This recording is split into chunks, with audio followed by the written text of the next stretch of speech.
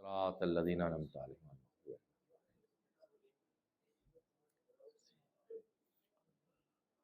لا حول ولا قوة الا باللہ العلی العظیم اعوذ باللہ من الشیطان اللعین الرجیم بسم اللہ الرحمن الرحیم الحمد للہ رب العالمین الصلاة والسلام علی اشرف الانبیاء والمرسلین سیدنا و نبینا و شفیع ذنوبنا و طبیب قلوبنا و مزکی نفوسنا مولانا و مقتدانا ابی القاسم المصطفیٰ محمد صلی اللہ علیہ وعلى آلہ الطیبین الطاہرین المعصومین المظلومین الذین اذهب اللہ عنہم الرجس وطہرہم تطہیرا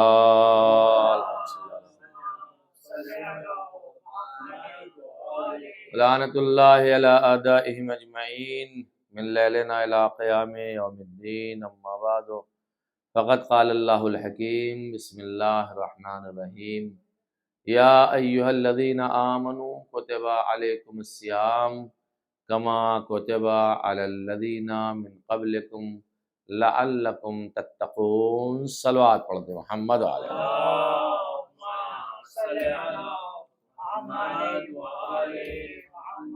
وعجل فرجہم۔ گزارش آپ حضرات سے ایک بار سورہ الحمد اور 3 بار سورہ اخلاص کی تلاوت فرما کر مرحوم سید علی حسنین رضوی ابن سید مظاہر حسنین رضوی، مرحومہ سیدہ فاطمہ بنت امیر حیدر زیدی، مرحوم سید وحاج الحسنین رضوی ابن سید مظاہر حسنین رضوی اور جو بھی مرحومین سہیل بھائی کے یہاں ہیں گھر میں، خاندان میں، ان کے جان پہچان والوں میں، اور اپنے اور ہمارے سبھی مرحومین کو شامل کر لیجیے۔ بسم اللہ الرحمن الرحیم الحمدللہ رب العالمین صراط الذین انعمت علیہم بسم اللہ الرحمن الرحیم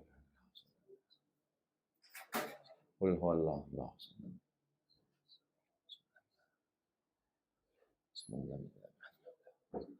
صلی علی محمد وعلی محمد خدایا تجھے واسطہ محمد وعلی محمد کا اس کا جو بھی تو نے ثواب معین مقدر فرمایا، وہ مرحومین جن کے ہم نے نام لیے ہیں ان کی روح کو اس کا ثواب ایصال فرما۔ شب جمعہ کی رحمتیں اور برکتیں ہیں میرے معبود تمام مرحومین کو نصیب فرما، ان کی قبروں کو منور فرما، گناہ کبیرہ اور صغیرہ کو معاف فرما، ہماری مشکلات کو آسان فرما، صدق دل سے اسلام کی خدمت کرنے کی توفیق عطا فرما، آقا کے ظہور میں تعجیل فرما، ہم سبھی کو آقا کے غلاموں میں شمار فرما، بآواز بلند صلوات بسم اللہ الحمدللہ۔ ہم نے پچھلے ہفتے گفتگو کی تھی کہ حدیثوں میں لوٹ پھیر کرنا، رد و بدل کرنا، حدیثوں کو کس طریقے سے نکال دینا، حدیثوں کے بارے میں کہاں سے کہاں حدیثوں کو پہنچا دینا، اور اسی موضوع کو سہیل بھائی نے کہا بھی تھا ذرا سا آگے بڑھائیے گا، لیکن چونکہ یہ پہلی شب جمعہ ہے ماہ مبارک رمضان کی، اور مجھے کچھ دیر پہلے ہی بھائی فارس جعفری صاحب نے متوجہ کیا کہ کچھ احکامات روزے سے متعلق ہو جائیں تو ذرا بہتر ہے، انشاءاللہ وہ آئندہ آنے والی مجالس میں آپ کی خدمت میں ان باتوں کو پیش کروں گا جو باتیں میں سوچ رہا تھا۔ قرآن مجید نے ماہ مبارک رمضان کے بارے میں پہلی بات تو یہ کہ خود لفظ رمضان جو ہے بڑا مبارک نام ہے، خود لفظ رمضان اگر اس کو آپ عربی کے اعتبار سے دیکھیں گے تو رمضان لیا گیا رمضہ سے، اور رمضہ کہتے ہیں ہر چیز کو جلا کے خاک کر دینا، اب اسی سے لیا گیا ہے رمضان، تو پھر کیا مناسبت سی کس کی کہ اس کو رمضہ سے رمضان بنا ہے؟ تو مناسبت یہ ہے کہ گناہوں کو جلا کے رمضان خاک کر دیتا ہے، انسان کو مومن کامل بنا دیتا ہے۔ یہ ماہ اللہ صلی اللہ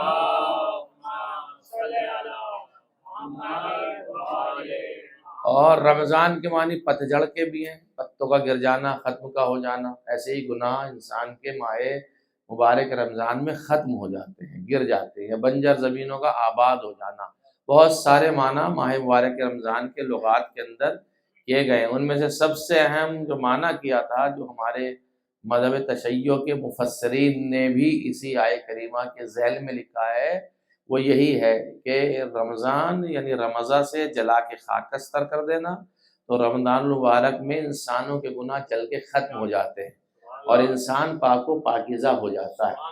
ماہ مبارک رمضان کے لیے ایک اور حدیث آپ کی خدمت میں پیش کروں جو منسوب ہے اہل بیت علیہ السلام سے۔ یہ 12 مہینوں میں کسی اور مہینے کے لیے نہیں ہے، لیکن ماہ مبارک رمضان کے لیے ہے کہ کبھی بھی یہ مت کہو کہ رمضان آ گیا، یا یہ مت کہو رمضان چل رہا ہے۔ جب بھی اس کو استعمال کرو رمضان کے مہینے کو تو کسی خاص صفت کے ساتھ استعمال کرو، جیسے ماہ مبارک رمضان یا رمضان شریف یا رمضان کریم۔ یہ اس کو ایک صفت کے بعد میں معصومین علیہ السلام کی روایات میں آیا۔ اتنا مبارک مہینہ ہے ماہ مبارک رمضان کا، اس سے بڑھ کر اور ہماری قسمت کیا ہوگی اور ہماری سعادت کے لیے کیا ہوگا کہ کائنات میں اس مہینے میں اسپیشلی ہم مہمان ہوتے ہیں اس میزبان کے جو پوری کائنات کو عطا کر رہا ہے۔ ہم سوچتے ہی نہیں ہیں ماہ مبارک رمضان کے بارے میں، کتنا بڑا اللہ کی جانب سے ہمیں ہدیہ ملا ہے، یہ ایک تحفہ ملا ہے، ایک ایسا گفٹ ملا ہے، یہ برکت والا مہینہ ملا ہے، یہ مغفرت والا مہینہ ملا ہے۔ کمال کی بات تو یہ ہے کہ اس میں ولایت والا مہینہ بھی ہے، امامت والا مہینہ بھی ہے، دین اسلام کی بقا والا مہینہ بھی ہے، اور ذرا سے ایک جملہ اگر کہہ دوں یہ دسترخوان کا مہینہ بھی ہے کہ نہیں؟ دسترخوان امام حسن تو بڑا مشہور ہے، اسی مہینے میں ہے، بڑی برکت والا۔ بلکہ اور ذرا سا آگے چلیے، حقیقی معنی میں اگر دیکھا جائے تو سورہ کوثر کی تفسیر بھی اسی مہینے میں۔ کوثر اللہ نے عطا فرمایا تھا زہرا کی شکل میں، لیکن اس کی تفسیر عطا فرمائی حسن مجتبیٰ کی شکل میں۔ مہینہ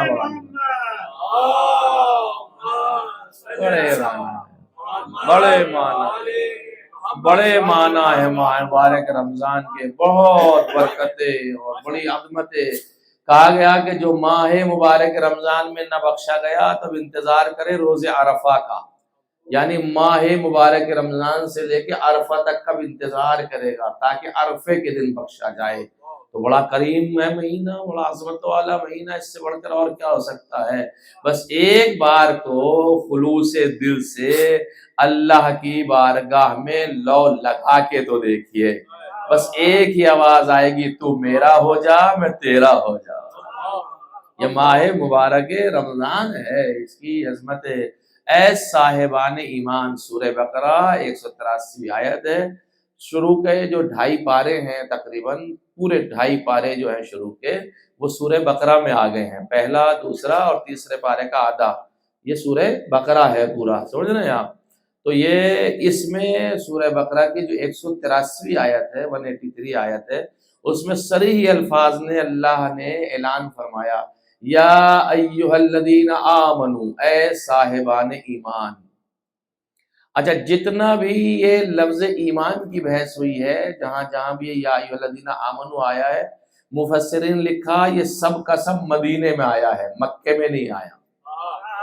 سب کا سب مدینے میں نازل ہوا ہے، مکے میں نازل نہیں ہوا ہے۔ اب کوئی تو بات ہوگی کہ مدینے میں آ رہا ہے، کہیں بھی نہیں ملے گا، کسی آیت میں آپ کو نہیں ملے گا۔ آغا مکارم شرازی نے اپنی تفسیر میں لکھا، آغا محسن کراچی صاحب نے لکھا، دوسروں نے، میں آج دن میں دیکھ رہا تھا ایک دو تفسیر ہے، اس میں میں نے دیکھا عجیب جملہ کہ یہ جتنی صاحبان ایمان سے گفتگو ہے وہ مدینے میں ہے، مکے میں صاحبان ایمان سے گفتگو نہیں ہے۔ مکے میں لوگ مسلمان بنے ہیں، مدینے میں لوگ مومن بنے ہیں۔ مکہ اور مدینہ میں بڑا فرق ہے، بہت بڑا فرق ہے۔ اور پھر ایک وجہ اور بھی ہے، جب اللہ نے خطاب کیا ہے صاحبان ایمان سے تو جتنے احکام نازل ہوئے وہ مدینے میں نازل ہونا شروع ہوئے ہیں، مکے میں احکام نہیں آئے، مکے میں عقائد آئے ہیں۔ اور عقائد جب آئے ہیں تو عقائد ضروری نہیں کہ مومنوں کو صرف بتائے جائیں، عقائد غیر مومن کو بھی بتائے جاتے ہیں کہ ابے یہ عقیدہ اختیار کر لے تو تیرا بھلا ہوگا۔ اس لیے مکے میں عقیدوں کی بحثیں ہوئی ہیں، مدینے میں ایمان کی بحثیں ہوئی ہے۔ یعنی مسلمان مکے میں بن جاؤ، مومن آ کے مدینے میں بن جاؤ۔ یہ قرآن کی لطافت ہے، یہ قمر بھائی یہ قرآن کی لطافت ہے۔ یہ اگر اسے غور سے دیکھیں ہم قرآن کو تو آپ کو ملے گا جتنے صاحب ایمان کی گفتگو ہوئی ہے وہ مدینے میں ہوئی ہے، اور بالخصوص جو احکام نازل ہوئے ہیں مکے میں تو احکام ہی نہیں آئے ہیں۔ احکام کتنے احکام مکے میں آئے ہیں؟ احکام تو زیادہ کیا سارے کے سارے احکام جو ہیں وہ مدینے میں آئے ہیں۔ اسی میں سے ایک روزے کا حکم بھی آیا ہے، اسی میں نمازوں کے حکم بھی آئے ہیں، اسی میں زکوٰۃ وغیرہ کے حکم بھی آئے ہیں۔ تو اللہ نے گفتگو کا انداز جو لیا ہے یہ لیا رہا ہے یا ایھا الذین آمنو، صاحبان ایمان سے گفتگو ہو رہی ہے۔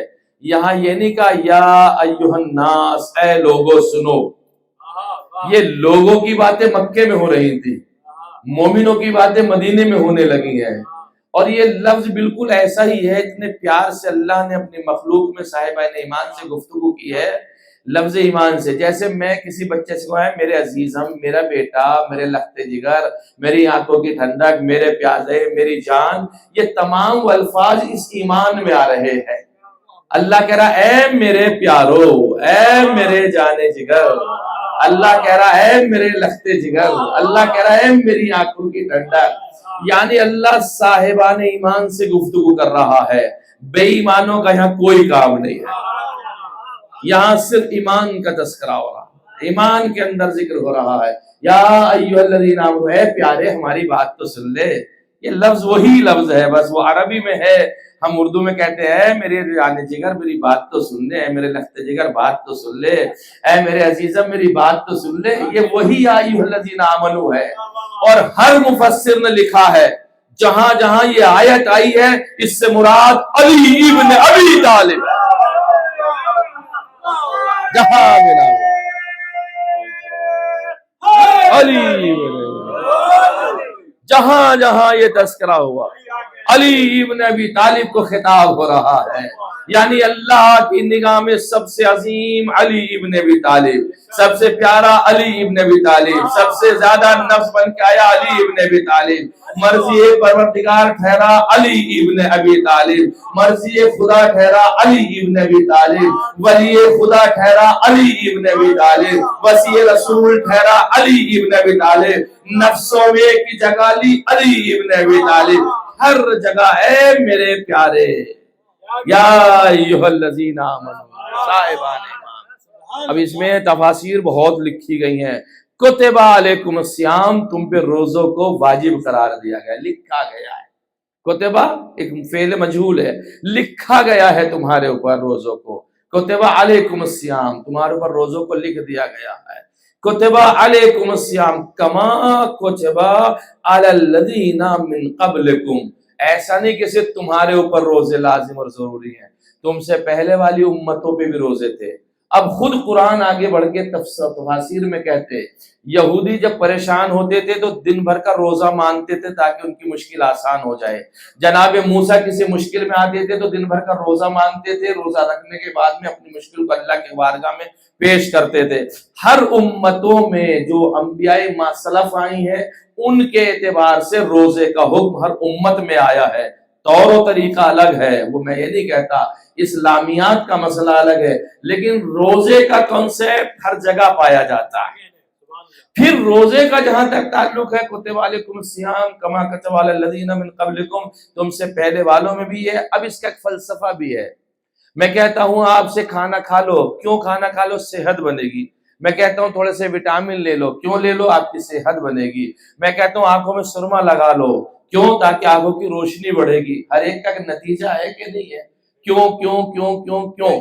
تو اس کا ایک رزلٹ آتا ہے نا بعد میں، کیوں پانی پی لیں، کیوں کھانا کھا لیں، کیوں وٹامن لینے، کیوں اس کام کو کرنے، اس کا نتیجہ ہوتا ہے۔ تو روزے کا بھی تو کوئی نتیجہ ہونا چاہیے۔ ہم تو اللہ ہم سے روزہ رکھوا رہا ہے کہ اس کا نتیجہ کیا ہے؟ لعلکم تتقون، تاکہ تم متقی بن جاؤ، تاکہ تم روزہ رکھو گے تو متقی بن جاؤ گے، متقی۔ اس کا مطلب یہ ہے کہ کائنات میں کوئی ایسا امام المتقین ہے جس کے لیے ہمیں متقی بنایا جا رہا ہے، اور متقی ہمیں روزوں سے بنایا جا رہا ہے۔ روایت آگے بڑھ کے کہتی ہے سب سے بہترین عمل متقی و تقوی و پرہیزگاری کے لیے روزہ ہے. روزہ واحد ایسا عمل ایسا ہے جس میں ریاکاری نہیں ہے. روزہ واحد عمل ایسا ہے جس میں دکھاوا نہیں ہے. روزہ واحد عمل ایسا ہے جو اللہ کے اور بندے کے درمیان میں ہے. ورنہ نماز پڑھو گے کوئی نہ کوئی پڑھتے ہوئے دیکھے گا ضرور, حج کرو گے حج کرتے ہوئے دیکھے گا ضرور, زکات دو گے جسے دے رہے ہو کم سے کم اسے پتا چلے گا اس نے زکات نکالی ہے, خمس دو گے کم سے کم اسے پتا چلے گا کہ خمس اس نے نکالا ہے, کوئی کار خیر کرو گے اسے پتا چلے گا. روزہ صرف اللہ اور بندے کے درمیان کی بات ہے. تیسرے آدمی کو پتہ ہی نہیں چلے گا کہ میں روزے سے ہوں یا روزے سے نہیں ہوں. تو جتنا خلوص اللہ نے روزے میں رکھا ہے کسی اور عبادت میں نہیں رکھا ہے. مخلصانہ طور پر اللہ نے روزے کو قرار دیا ہے. پھر معصومین ارشاد فرماتے سومو حتی تصاحبو, تم روزہ رکھو تاکہ صحت مند ہو جاؤ. قرآن کہتا ہے روحانی دوا ملے گی, پیغمبر کہتے ہیں جسمانی دوا ملے گی. کمال ہے, کمال ہے. پیغمبر نے جسمانی دوا سے تعبیر کیا, اللہ نے روحانی غذا سے تعبیر کیا. روزہ رکھو تو جسم کو صحت بھی ملے گی, روزہ رکھو گے تو روحانیت بھی ملے گی. صلوات پڑھ دے محمد علیہ محمد. یہ روزہ ہے.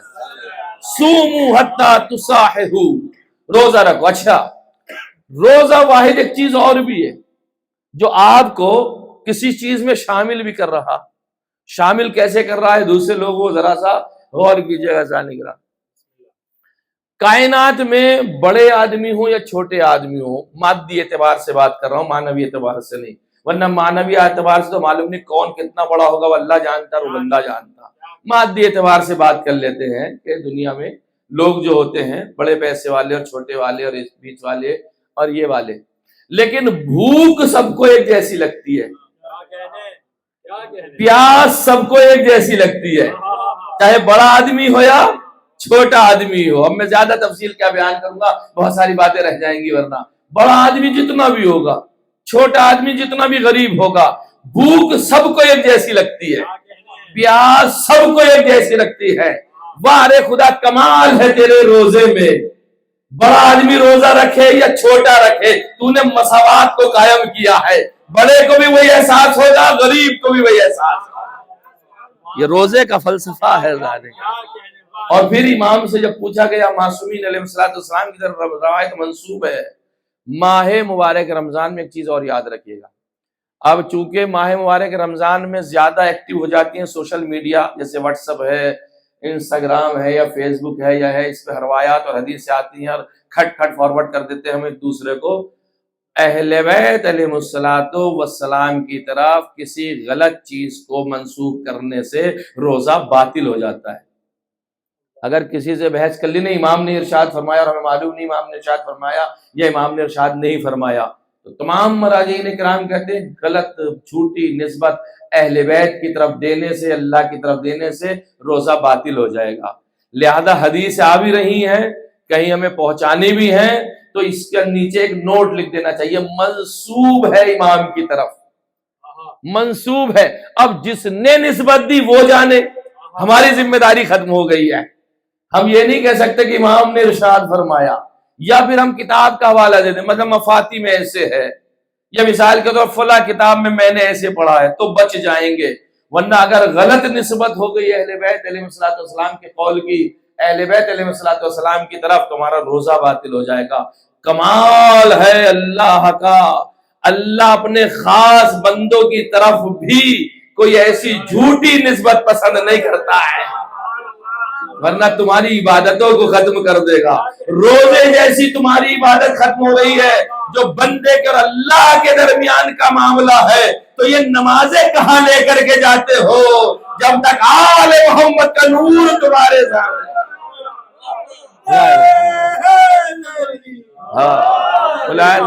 یہ روزہ ہے, بڑی اہمیت ہے. امام سے پوچھا گیا کیوں روزوں کو فرائض, امام کی طرف منسوب ہے روزوں کو کیوں واجب قرار دیا گیا. لما فرض اللہ الصوم, روزوں کو مولا کیوں واجب قرار دیا گیا. آواز آیا تاکہ غریب اور فقیر کا فرق ختم ہو جائے, تاکہ مالدار بھی بھوک کا احساس کرے کہ غریب بھوکا کیسے رہتا ہے. پھر روایات میں آیا کہ اللہ کے ہاں جو جنت کے دروازے ہیں ان میں سے ایک دروازہ ہے ریان نام کا. ریان نام کا دروازہ جو ہے اس دروازے صرف روزے دار جنت میں جائیں گے. الصوم جنت من النار. یہ جو روزہ ہے روزہ آتش جہنم سے محفوظ رکھتا ہے. اس کی بڑی عظمتیں ہیں. روزے کے اپنے جگہ ہے کام ہے. بات طولانی نہ ہو جائے, آپ کی بات بھی پوری کر دوں. ایک صلوات پڑھ دے محمد و آل محمد پر.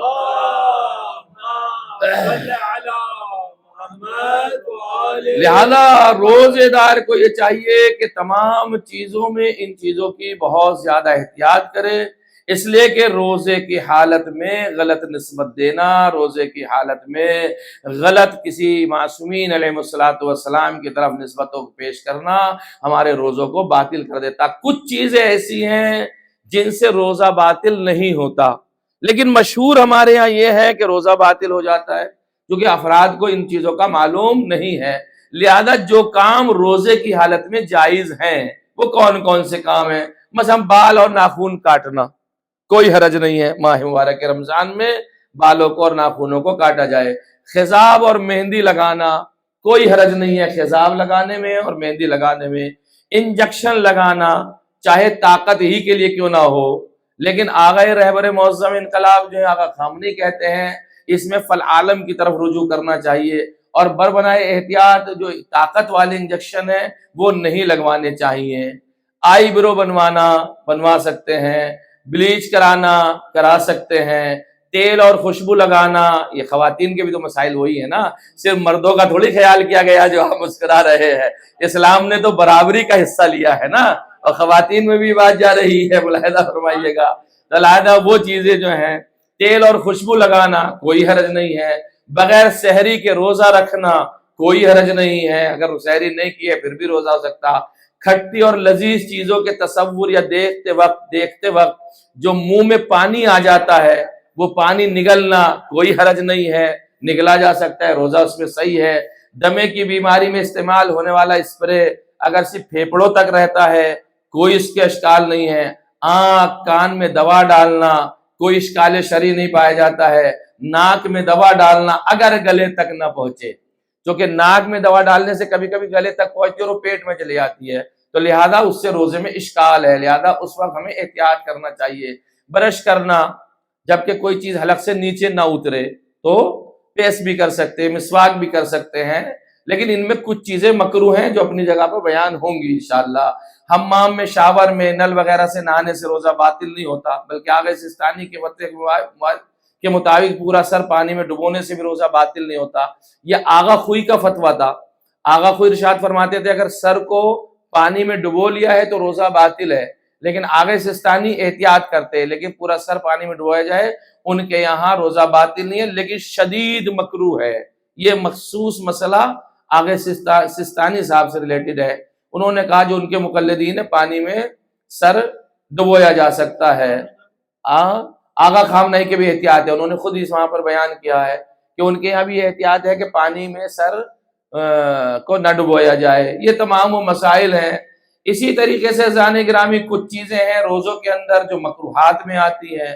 مثال کے طور پر آنکھ میں دوا ڈالنا یہ مکروہات میں سے, خوشبو کا لگانا مکروہات میں سے ہے, یہ پیسٹ کا کرنا یہ مکروہات میں سے ہے, جو چیزیں بھی اوپر گزری. لیکن باطل ہونا الگ ہے اور مکروہات میں الگ ہے.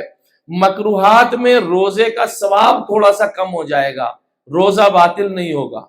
تو لہذا اور بھی اس کے اندر بہت سارے احکامات ہیں ہمارے پاس میں جو روزے سے متعلق ہیں, کن چیزوں سے روزہ مکروہ ہوتا ہے, کن چیزوں سے روزہ باطل ہو جاتا ہے, کن چیزوں سے روزہ صحیح رہتا ہے. بہت ساری ایسی چیزیں ہیں, لیکن اس کے اندر مبتلات روزہ بہت زیادہ اہم ہے, اور بالخصوص حالت نجاست والے جو مسائل ہیں وہ بھی صبح والے, پہلی نیند ہے یا دوسری نیند ہے یا تیسری نیند ہے, یہ تمام مسائل شرعیہ ہیں. اب میں چونکہ یہاں کلم آپ کی خدمت میں نہیں پیش کر سکتا, جو کہ ہماری ماں بہنیں بھی اس مسائل کو سن رہی ہیں, لہذا وہ آپ مجھ سے پرسنل معلوم کر سکتے ہیں. تو لہذا یہ تمام وہ احکامات ہیں. اے صاحبان ایمان, روزے کو واجب قرار دیا گیا ہے. کیوں واجب قرار دیا گیا ہے؟ تاکہ تم متقی اور پرہیزگار ہو جاؤ. یعنی روزے کے اندر ایک چیز چھپی ہوئی ہے, انسان کو تقوی اور پرہیزگاری سے بتاتی ہے. اور روایات بہت ہیں. میں ذرا سے ایک وقت دیکھ لوں, درود پڑھ دے محمد و آل محمد. انشاءاللہ آئندہ کو ایک جو اور پروگرام ہوگا اس میں آپ کی خدمت میں بات پیش کی جائے گی. بہت ساری چیزیں ہیں، بہت ساری روایات میں روزے سے متعلق احکامات آئے ہیں. بالخصوص ایک شرعی مسئلہ سفر کے اعتبار سے اور آپ کی خدمت میں پیش کر دوں، جو 3 مسئلوں میں سے تینوں آپ کی خدمت میں پیش کر دیتا ہوں. ماہ مبارک رمضان میں روزے سے جان بچانے کے لیے بھی اگر سفر کیا جائے کہ یار سفر کر لیتا ہوں روزہ نہیں رکھنا پڑے گا تو بھی جائز ہے، لیکن یہ مکروہات میں سے ہے، کوئی شرعی اشکال اس میں نہیں ہے. دوسرا مسئلہ یہ ہے کہ زوال کے بعد اگر ہم سفر کرتے ہیں تو آپ دنیا کے کسی کونے میں جائیے، آپ کا روزہ صحیح ہے. زوال کے بعد دوپہر کی نماز کا جو وقت ہو جاتا اس کے بعد اگر سفر سٹارٹ کر رہے ہیں تو آپ کو روزہ پورا کرنا پڑے گا. اگر آپ صبح میں سفر کرنا چاہتے ہیں، فرض کر لیجئے اس میں 2 مسئلے ہیں. پہلا مسئلہ تو یہ ہے کہ جہاں آپ جا رہے ہیں یا تو اپنے وطن جا رہے ہیں یا آپ کو 10 دن رکنے کا وہاں ارادہ ہے، صبح میں سفر کر رہے ہیں تو زوال سے پہلے وہاں پہنچ جائیے اور کچھ کھایا پیا نہ ہو راستے میں تو آپ کا روزہ وہاں جا کر کے صحیح ہو جائے گا. اگر 10 دن کا ارادہ ہے، 9 دن کا ارادہ ہے تو روزہ صحیح نہیں ہوگا، کیونکہ 9 دن پہ روزہ واجب نہیں ہے، قصد رکھنا پڑے گا. تو یہ وہاں کا مسئلہ ہوگا. لیکن جو آدمی صبح میں بھی سفر کر رہا ہے، صبح کے وقت سفر کر رہا ہے اور وہ یہ چاہے کہ ہم سفر میں بھلے سے 10 دن کے لیے جا رہے ہوں کہ ہم حد ترخص سے پار کرنے کے بعد میں روزہ افطار کر لیں تو بھی جائز ہے، افطار کر سکتا ہے، کوئی شرعی مسئلہ نہیں ہے. چونکہ سفر میں روزہ ہے ہی نہیں. افطار کرنا چاہے گا تو 22 کلومیٹر کے بعد جہاں سے سفر سٹارٹ ہو رہا حد ترخص جو شہر کی آخری دیوار ہے، حضرت آیت اللہ علامہ آغا سستانی کوئی آغا کامنائی کے نزدیک جو مسائل ہیں جو بڑے شہر ہیں ان کی آخری دیوار جو ہوتی ہے وہاں سے حد ترخص مانا جاتا ہے، وہاں سے سفر سٹارٹ ہوتا. اس کے بعد سے 22 کلومیٹر تک آپ کو کھانے پینے کی کوئی اجازت نہیں ہے. چونکہ ہو سکتا آپ 21 کلومیٹر سے کسی وجہ سے واپس آ جائیں، جب واپس آ جائیں گے تو اپنے وطن ہی کے اندر ہیں تو روزہ تو اس دن کا رکھنا ہوگا کہ نہیں ہوگا. تو لہذا تھوڑی سی باریکی کے ساتھ میں یہ شرعی مسائل ہے روزے کے، جو ہمیں ان تمام چیزوں کی طرف متوجہ رہنا چاہیے انسان کو تاکہ ہمارا روزہ باطل نہ ہو جائے. اور اللہ نے تمام احکامات میں اتنا بڑا کفارہ کسی چیز کا نہیں رکھا جتنا بڑا کفارہ روزے کا رکھا ہے. نماز قضا ہو گئی تو یہ چل بھائی 2 رکعت نماز پڑھ لے تو 2 قضا ہوئی ہے، 4 قضا ہوئی ہے تو 4 پڑھ لو، 3 قضا ہوئی تو 3 قضا پکڑ لو. لیکن روزے کے لیے ایسا نہیں ہے. اگر تم نے بغیر شرائط کے اپنی مرضی سے روزہ توڑا ہے یا روزہ نہیں رکھا تو پھر روزے کے بدلے ایک روزہ نہیں ہے، روزے کے بدلے 60 روزے رکھنے ہیں. کوئی تو شکم روزہ میں چھپا ہوا ہے ایسا عمل جس سے اللہ اتنی بڑی سزا دے رہا ہے. 2 مہینے کے روزے 60 روزے ایک روزے کے بدلے. کوئی روزہ توڑ دے، جان بوجھ کے روزہ نہیں رکھے مثال کے طور پر، شرائط بھی سارے پائے جاتے ہوں.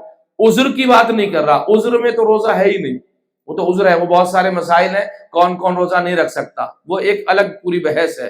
لیکن بغیر کسی سبب کے اگر روزہ نہیں رکھا اور گھر میں آرام سے تو اس کا قیامت میں حساب کتاب ہے. یا 60 روزے رکھے گا یا 60 غریبوں کو کھانا کھلائے گا، 60 مسکینوں کو کھانا کھلائے گا. یہ تمام حکم ہے اسلام کا جو آیا ہے. اور یہ توضیح المسائل کی بات نہیں کر رہا میں، یہ تو قرآن کہہ رہا ہے. قرآن نے تفصیل بیان فرمائی ہے روزے کے بارے میں. قرآن مجید میں صرف 2 حکم ایسے ہیں جن کی تفصیل سے بحث ہوئی ہے. ایک وضو کا حکم ہے، بڑی تفصیل سے بحث ہوئی ہے. دوسرا روزے کا حکم ہے، بڑی تفصیل سے بحث ہوئی ہے. ورنہ حج کے لیے تو اللہ نے اتنا کہہ دیا وَلِلَّهِ عَلَى النَّاسِ حِجُّ الْبَيْتِ مَنِ اسْتَطَاعَ إِلَيْهِ سَبِيلًا، اتنی سی بات کہہ کے ختم کر دی. لوگوں اگر مستعد ہو جائیں گے تو حج واجب ہو جائے گا. لیکن جب روزوں کا تذکرہ آیا تو پوری کئی ساری آیتیں روزوں سے متعلق آئی ہیں. جب وضو کا مسئلہ آیا تو باقاعدہ 2-3 آیتیں وضو سے متعلق آئی ہیں. اور یہ دونوں مسلمانوں کے درمیان میں بڑی اہم چیز ہے. وضو بھی اہم ہے، روزہ بھی اہم ہے. اب اس سے زیادہ کیا میں تفصیل دوں گا آپ حضرات کی خدمت میں کہ وضو میں کیا کیا مسائل پیش ہوتے ہیں اور روزے کے کیا کیا مسائل پیش ہوتے ہیں. کس طریقے سے اذان سے پہلے کھجور رکھی جاتی، کھجور کے بعد گٹلی نکالی جاتی، پھر اللہ اکبر کہا جاتا ہے. سارے مسائل ہیں لیکن قرآن نے بڑی تفصیل بیان کی ہے. اور جب قرآن میں ایسا ہے تو جو قرآن نے صامت کے قرآن ناطق ہیں انہوں نے بڑی تفصیل سے احکامات کو بیان کیا ہے. یہ مہینہ مخصوص ہے امام حسن مجتبیٰ سے، مخصوص ہے امام علی علیہ السلام سے، اور بالخصوص امام حسن علیہ السلام کی جد ماجدہ جناب خدیجۃ الکبریٰ سلام اللہ علیہا سے. بڑا عظیم مہینہ ہے، بڑی برکت والا مہینہ ہے. اس میں ہر عمل 10 گنا سے زیادہ کیا جا رہا، بہت سی جگہ 1000 گنا سے زیادہ کیا جا رہا. یعنی آپ دیکھیں ایک چھوٹا سا عمل کرنے سے 1,000 گنا اس کو ثواب مل رہا ہے، کتنا ملٹیپل ہو رہا ہے۔ یہ ماہ مبارک رمضان کی عظمتیں ہیں ذہنی گرامی۔ اہل بیت علیہ الصلوۃ والسلام کی زندگی کا جائزہ اگر ہم لیں، یہ تو سوال ہی نہیں ہوتا کہ ہم اہل بیت جیسی عبادت کریں، استغفر اللہ ربی واتوب الیہ، تصور بھی نہیں کرنا چاہیے، ہو ہی نہیں سکتا۔ ان کے غلاموں جیسی ہم عبادت نہیں کر سکتے۔ ہم کیا سلمان جیسی عبادت کر سکتے ہیں؟ ابو ذر جیسی عبادت کر سکتے ہیں؟ نہیں کر سکتے۔ اس مقام تک ہم پہنچیں گے نہیں۔ کیوں نہیں پہنچیں گے؟ اس لیے کہ ابو ذر و سلمان نے علی کو قریب سے دیکھا ہے، جب عبادت کی ہے، ہم نے کتابوں سے پڑھ کے دیکھا ہے۔ فرق ہے ذہنی گرامی، یہی تو باتیں ہیں بتانے کی، اور کیا ہے؟ یہی تو اصل فرق ہے، معیار جو بتایا جاتا، بہت بڑا اس سے فرق ہوتا ہے۔ اور جس نے شہ رگے حیات سے قریب سے خدا کو دیکھا ہو تو پھر اس کی ایک ضربت ثقلین کی عبادت تمہاری۔ اتنا قریب تھا وہ بندہ اللہ سے، اور صرف ایک جملہ کہتا تھا، کیا میں تیرا برا امام تھا جو تو نے میرا سر شگاف کیا؟ پچھلے جمعے میں نے یہ مسائل پڑھے تھے، کیا میں تیرا برا امام تھا؟ اور بیٹیوں کو بلا کے وصیتیں کر رہے ہیں، آ رہا ہے وہ مہینہ، بیٹیوں کو بلا کے وصیتیں کر رہے ہیں، زینب ذرا قریب آؤ، ام کلثوم ذرا قریب آؤ۔ سب وصیتیں ہو گئی تو ایک جگہ سے رونے کی آواز آئی۔ زینب سے کہتے، بیٹی ابھی تو تیرا بابا زندہ، یہ رو کون رہا ہے گھر کے اندر؟ آواز دیتی ہیں زینب کبریٰ، بابا ماں ام البنین رو رہی ہے۔ میں نے پڑھ دیے، مصائب ختم ہو گئی مجلس، اس کا ثواب ہمارے سہیل بھائی کے والدین اور ان کے مرحومین کی روح کو پہنچے انشاءاللہ، ان کے اللہ مغفرت فرمائے۔ اللہ داروں کا بیٹی ام البنین کیوں رو رہی ہے؟ ایک مرتبہ ام البنین کو بلایا، قریب آئیں، ام البنین سے کہتے ہیں، مولا ام البنین کیوں رو رہی، رونے کا سبب کیا ہے؟ ہاتھوں کو جوڑ کے ام البنین کھڑی ہو گئی، آواز دیتی ہے، میرے والیو والے، آپ نے ہر ایک کو حسن کے حوالے کیا ہے، کیا میرا بیٹا عباس کسی کے لائق نہیں تو اسے حوالہ کیا جائے؟ اتنا کہنا تھا۔ ایک مرتبہ حسین کو بلایا، عباس کو بلایا، عباس کا ہاتھ لیا، حسین کے ہاتھ پہ رکھا، آواز دیا ہوگا علی بن ابی طالب نے، ارے ان ہاتھوں کو حسین ہی کے لیے تو مانگا تھا۔ عزادارو قیامت کا منظر تھا، میرے غازی نے بھی ہاتھوں کو کٹا کر ثابت کر دیا، میں حسین کا مخلص سپاہی ہوں، مارا گیا میرا مولا، ہائے میرا مولا۔ الا ولعنت اللہ علی قوم الظالمین، سیعلم الذین ظلموا ایام منقلب ینقلبون۔ ایک بار اور سورہ الحمد اور 3 بار سورہ اخلاص کی تلاوت فرما کر بھائی سہیل رضوی صاحب کے جو مرحومین ہیں اور آپ کے ہمارے جتنے مرحومین ہیں، شب جمعہ میں بالخصوص ان لوگوں کو اصال ثواب کیجیے گا جن کا کوئی فاتحہ پڑھنے والا نہیں ہے، جو بوارثہ دنیا سے گئے ہیں۔ بسم اللہ الرحمن الرحیم، الحمدللہ رب العالمین، الرحمن الرحیم، مالک یوم الدین،